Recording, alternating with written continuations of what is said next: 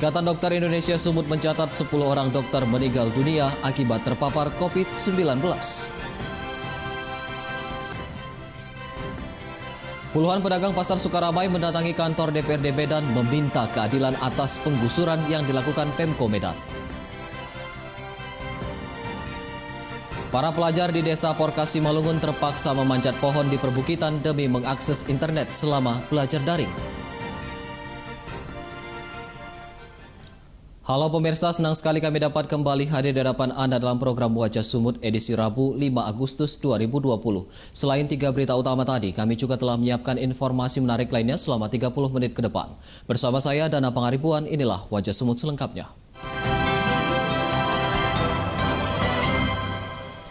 Seorang dokter di Sumut yang terpapar COVID-19 meninggal dunia setelah sempat menjalani perawatan di Rumah Sakit Siloam, Medan. Hingga kini di Sumut mencatat ada 10 orang dokter yang gugur melawan COVID-19 di wilayah Sumatera Utara.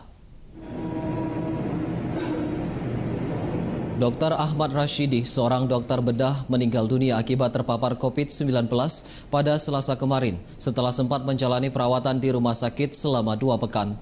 Menurut perwakilan ID Sumut Dr. Riri Firzan Putri, dengan meninggalnya Dr. Ahmad Rashidi menambah daftar panjang tim medis yang gugur melawan COVID-19. Hingga saat ini ID Sumut mencatat sebanyak 10 orang dokter telah meninggal dunia. Ke-10 dokter tersebut tersebar di sejumlah wilayah, 6 dokter diantaranya berada di kota Medan. ID Sumut menyampaikan tingginya kasus tidak sebanding dengan mekanisme penugasan tim medis sehingga adanya ketimpangan beban kerja yang menyebabkan imunitas tubuh para tim medis menurun dan rentan terpapar COVID-19.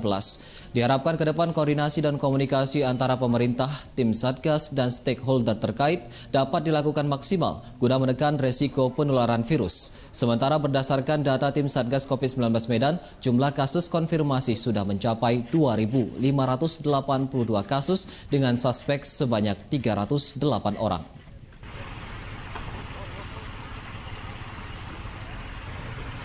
Kalau dari yang meninggal dunia sampai saat ini masuk nama 10 ya. Sampai saat ini rekan sejawat saya juga dari teman saya seangkatan juga masih dirawat di Rumah Sakit Marta Friska saat ini dengan kondisi yang belum stabil, dan itu sangat-sangat sedih saya karena sudah semakin hari kok semakin banyak yang berguguran begitu. Jadi kalau ditanya berapa jumlah, banyak sebenarnya. Kepala Dinas Kesehatan Kota Medan Edwin Effendi menggelar konferensi pers terkait informasi terpaparnya PLT Wali Kota Medan Ahyar Nasution akibat COVID-19. Edwin menyampaikan kondisi Ahyar dalam keadaan baik dan sedang menjalani perawatan di salah satu rumah sakit rujukan di Kota Medan. Berikut kita simak pernyataan yang disampaikan Kepala Dinas Kesehatan Kota Medan Edwin Effendi selengkapnya. Bapak Wali Kota sekarang ini memang sedang dalam perawatan ya, di rumah sakit dengan keluhan awal ya, pada hari Senin sore ya, ada merasa keluhan ya, agak demam, dilakukan swab, dan hari Selasa pagi ya, itu hasilnya positif. Tapi insya Allah kita bersyukur ya, karena terus kita sarankan untuk perawatan di rumah sakit supaya dengan pengawasan yang ketat, dan mudah-mudahan sekarang keadaan umum baik, stabil dan terkendali. Beberapa kepala dinas juga ada yang konfirmasi positif. Itu sama protokolnya, kita lakukan tracing kepada kontak eratnya. Artinya kontak erat orang yang berhubungan langsung, yang dekat dalam waktu lama ya, supaya betul-betul kita lakukan pengamanan. Seratusan karyawan PT Aqua Farm Nusantara Pantai Cermin yang sebelumnya menjalani rapid test massal dinyatakan reaktif COVID-19. Karyawan yang reaktif selanjutnya dilakukan pengambilan spesimen untuk diuji swab. Sebanyak 121 orang dari 2.200 karyawan PT Aqua Farm Nusantara yang menjalani rapid test secara massal dalam beberapa hari lalu dinyatakan reaktif COVID-19. Karyawan yang reaktif telah dilakukan pengambilan spesimen untuk diuji swab, namun hasil diagnosa akhir belum keluar. Meski demikian, sebagian karyawan yang reaktif telah dilakukan isolasi mandiri selama 14 hari dan sebagian lagi menjalani perawatan di RSGL Tobing. Sebelumnya, rapid test ini dilakukan sebagai tindak lanjut adanya 4 4 orang karyawan yang terpapar COVID-19.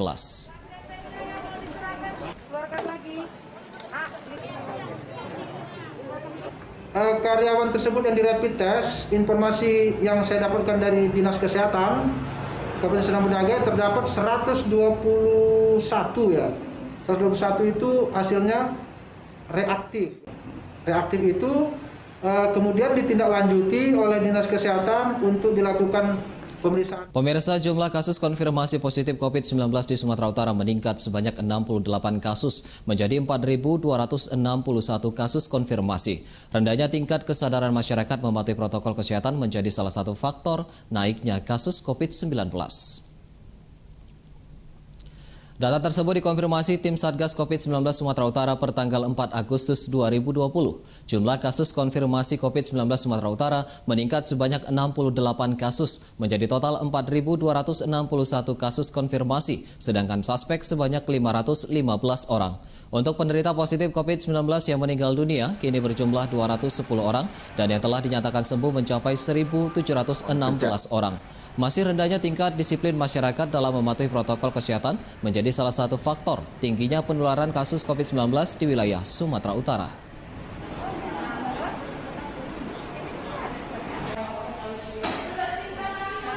Pemirsa, untuk meningkatkan pelayanan pembuatan dokumen kependudukan di masa pandemi COVID-19, pemerintah Kabupaten Batubara meluncurkan mobil kependudukan dan pencatatan sipil keliling. Peluncuran mobil kependudukan dan pencatatan sipil keliling digelar di kantor Desa Mangkai Baru, Kecamatan 50 yang dihadiri Bupati Batubara Zahir.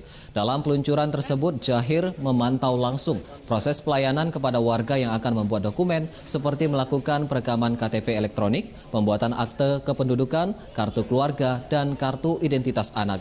Zahir mengatakan fasilitas mobil keliling ini dihadirkan untuk meningkatkan pelayanan kepada warga sehingga tidak perlu datang ke kantor camat atau kantor Disdukcapil saat akan membuat dokumen kependudukan.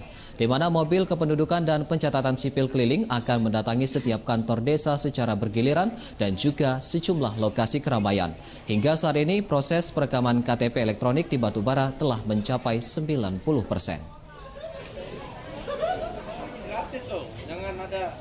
Hampir 90-an ya, 90-an persen. Tapi ada juga yang mungkin dia sudah direkam tapi belum cetak KTP. Tapi hampir 90% itu sudah punya. Nah, tapi yang banyak orang tua yang lansia. Pemirsa, usai jeda akan hadir informasi mengenai puluhan pedagang pasar Sukaramai mendatangi kantor DPRD Medan meminta keadilan atas penggusuran yang dilakukan Pemko Medan. Tetaplah bersama kami.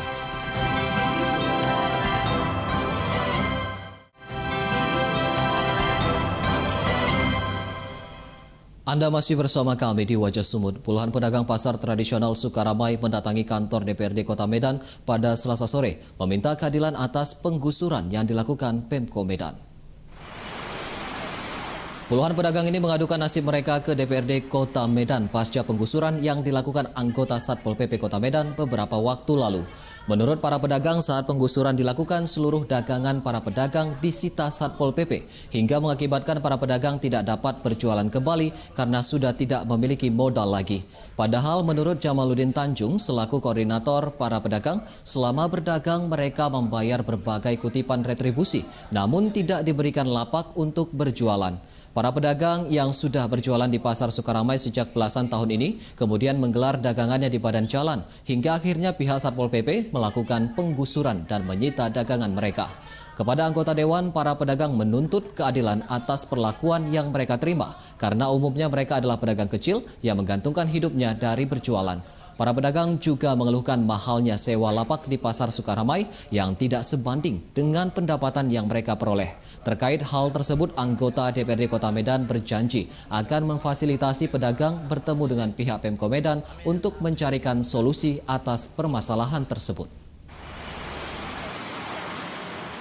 Penyampaian aspirasi dalam bentuk lisan.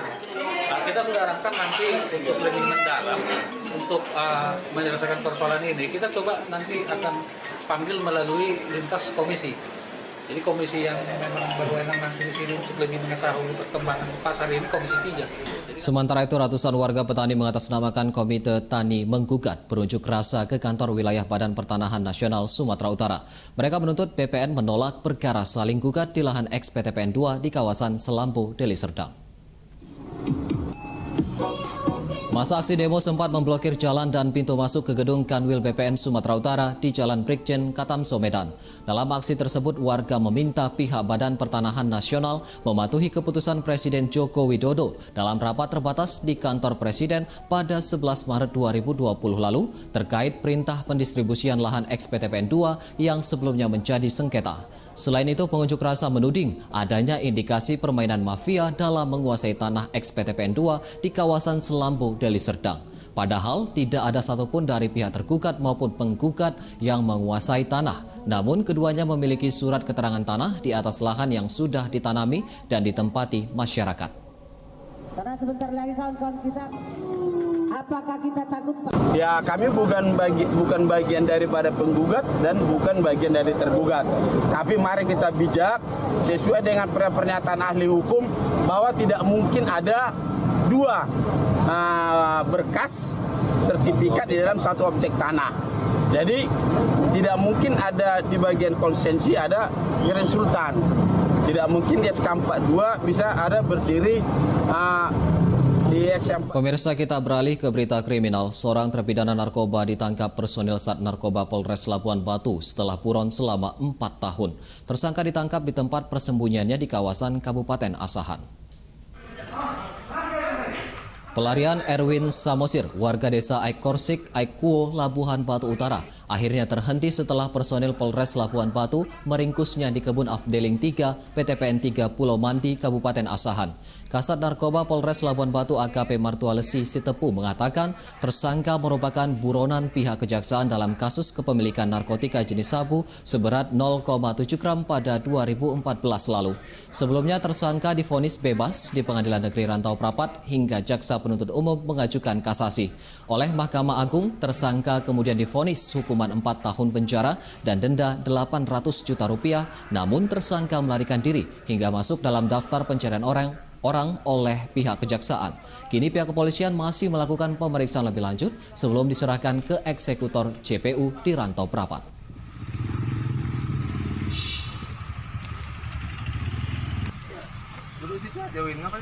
Polsek Tanjung Balai Utara mengamankan seorang tersangka kasus pencurian ratusan pakaian dalam wanita dari salah satu kios penjualan pakaian bekas di Kecamatan Tanjung Balai, Kota Tiga.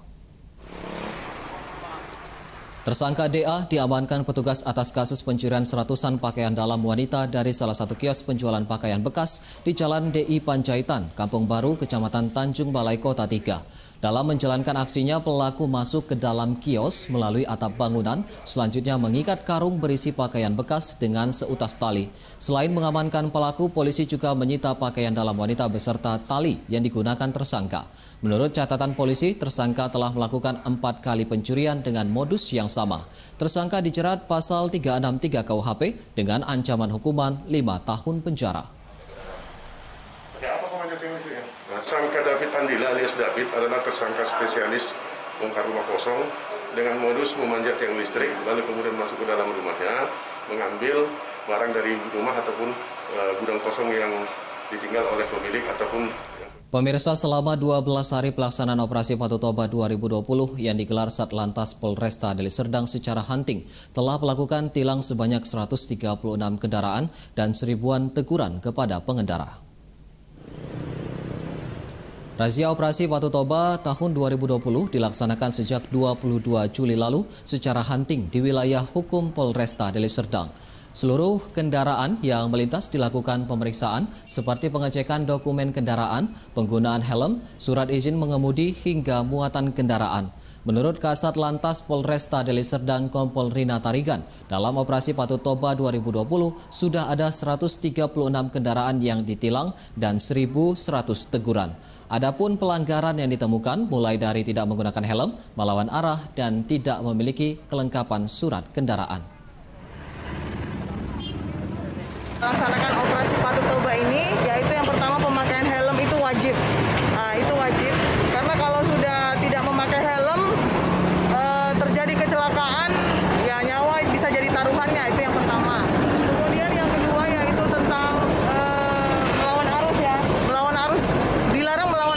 Usai jeda kami akan kembali dengan informasi mengenai para pelajar di Desa Porkas, Simalungun terpaksa memanjat pohon di perbukitan demi mengakses internet selama belajar daring. Tetaplah bersama kami.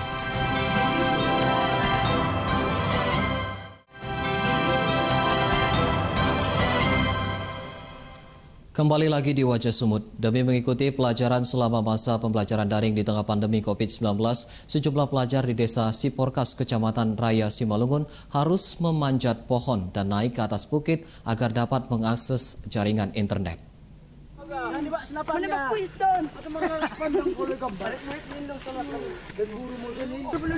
Beginilah aktivitas belajar dari para pelajar di Desa Porkas, Kecamatan Raya, Kabupaten Simalungun di tengah pandemi selama masa belajar daring. Para pelajar harus memanjat ke atas pohon dan menaiki bukit yang berjarak 1,5 km dari rumah mereka untuk dapat mengakses jaringan internet. Selain kesulitan untuk mengakses jaringan internet, para orang tua juga harus mengeluarkan biaya lebih besar untuk membeli Android dan paket internet guna memenuhi kebutuhan belajar secara daring. Berdasarkan catatan pihak Desa Siporkas, ada 7 dusun dengan 600 kepala keluarga yang kesulitan untuk mengakses internet. Menurut Kepala Desa Siporkas, Hendra Putra Saragi, warga berharap adanya perhatian pemerintah agar masyarakat Desa Siporkas, khususnya para pelajar, dapat mengakses jaringan internet lebih mudah dan aman. Berita 3. 5.000. Dibagi menjadi bilangan caca. Jangankan sinyal untuk ini 4G layanan internet, komunikasi nelpon aja gak susah dia, Bang. Jadi ya apa boleh buat, ya perjuangan anak didik kita, anak warga kita itu harus mencapai bukit lah ini biar ada ketemu ininya sinyalnya. Kita ke berita selanjutnya. Pemerintah Kabupaten Samosir telah membuka kembali kunjungan wisatawan domestik di sejumlah objek wisata di Samosir. Pembukaan wisata ini dilakukan dengan tetap mengacu pada protokol kesehatan COVID-19. Sejak 4 hari terakhir pasca dibukanya kunjungan wisatawan domestik, sejumlah objek wisata di Kabupaten Samosir mulai dipadati pengunjung. Salah satunya seperti yang terlihat di objek wisata Pantai Sigurgur, Kecamatan Simanindo. Pembukaan wisata ini dilakukan dengan tetap mengacu pada protokol kesehatan COVID-19. Setiap pengelola wisata dan pengunjung harus mencuci tangan, menjalani pemeriksaan suhu tubuh, serta wajib menggunakan masker. Bagi pengunjung yang tidak memakai masker, petugas kesehatan di lokasi wisata telah menyediakan masker secara gratis. Sebelumnya, pemerintah Kabupaten Samosir mengeluarkan surat edaran kembali dibukanya objek wisata untuk domestik di Kabupaten Samosir pada 31 Juli 2020 lalu. Untuk kunjungan wisatawan mancanegara, rencananya akan dibuka pada akhir Desember 2020 mendatang. Pembukaan secara bertahap ini dilakukan karena menyesuaikan diri dengan fase new normal atau kenormalan baru dalam rangka mencegah penyebaran COVID-19. Ya agak aneh sih kalau untuk berwisatawan dengan memakai masker. Tapi kan ya gimana, ini kan sudah yang namanya sudah protokol kesehatan kan, ya terpaksa harus kita ikutin supaya kita juga mengurangi yang namanya untuk penyebaran COVID-19 ini. Jadi walaupun kita berwisata, tetap harus kita lakukan. Pemirsa, tahukah Anda mural yang merupakan cara melukis di atas media dinding atau permukaan yang luas dan bersifat permanen? Hasil lukisannya pun memiliki nilai artistik sehingga tak jarang karya mural diadaptasi untuk memperindah suatu lokasi di mana jasa melukis mural ini dibanderol dengan harga yang fantastis seperti yang dialami komunitas mural Medan. Seperti apa karya mural di kota Medan ini? Berikut kita simak liputannya. Dan informasi tersebut sekaligus menjadi penutup Wajah Sumut edisi hari ini. Saya Dana Pangaribuan beserta seluruh kru yang bertugas mengucapkan terima kasih atas perhatian Anda. Selamat siang dan sampai jumpa.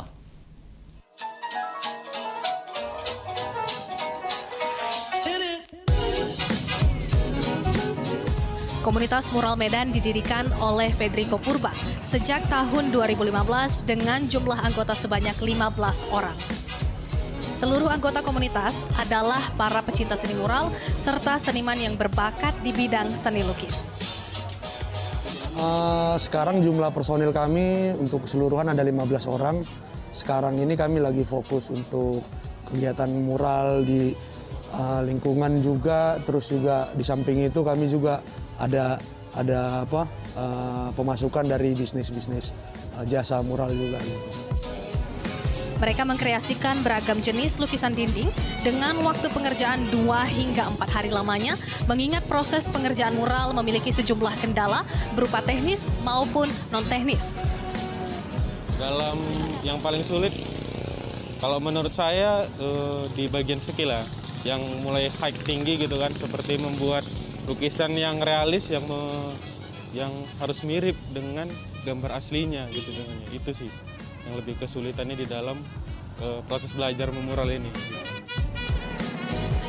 Meski demikian, omset yang dihasilkan dari jasa pembuatan mural terbilang fantastis, yang bayarannya bisa mencapai hingga 150 juta rupiah untuk satu proyek pengerjaan mural.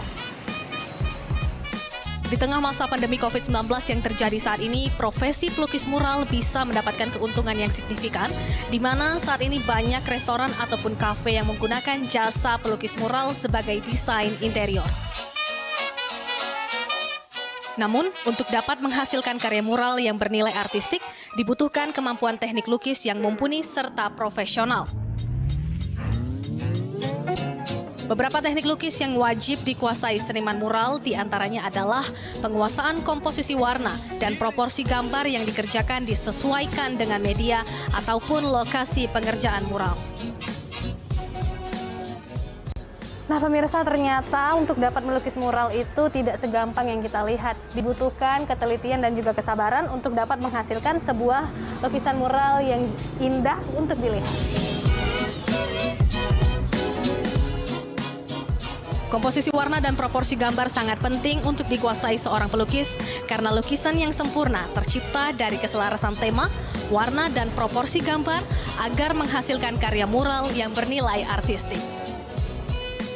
Dari Medan, Sumatera Utara, Hairunisa Nasution, Usrizal Pulungan, Metro TV.